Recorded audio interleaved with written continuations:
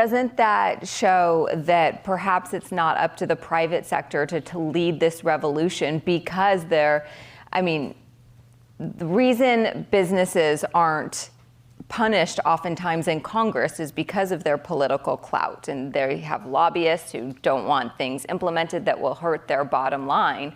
And so does the government need to do more if this business lobby isn't willing to, is pressuring lawmakers, even Democrats, to not have these things move through?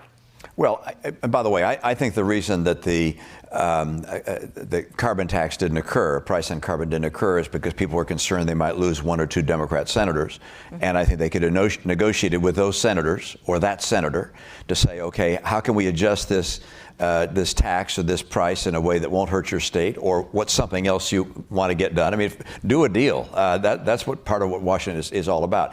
But I would note that a price on carbon is a way of not just raising money for the government. That's not the purpose of it.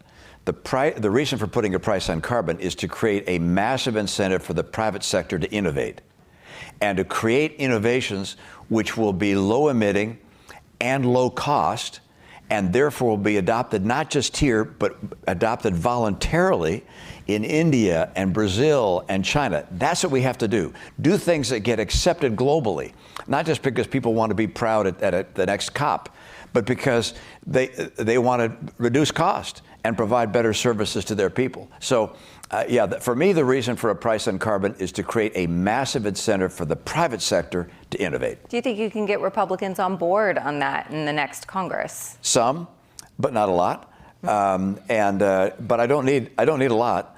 Because I think we can get a lot of Democrats, and I think we can get some Republicans, but we've got to be honest with people, because my colleagues correctly point out that a lot of what we're doing sounds good, but won't make a difference. Mm-hmm. I mean, one of my favorite stories that comes to mind is Mike Leavitt, former Secretary of the EPA, coming down, leaving the office, and there were 3 bins there for garbage, one for bottles, one for paper, one for other trash.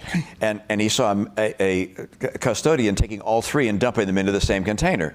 And it's we do some of that. We do things that are politically attractive. We're going to spend a lot of money insulating our buildings in the U.S. We're going to get people to buy electric cars here in the U.S. Isn't that wonderful? Look, if every car in America stopped running, CO2 emissions keep going up in the world. Mm-hmm. So we have to do things that will be adopted everywhere, not just things that make us feel better about ourselves here. Those things, nice to do, they're not harmful to do necessarily, but when we spend a lot of money to do them and divert from the real answers, then I think they could be counterproductive.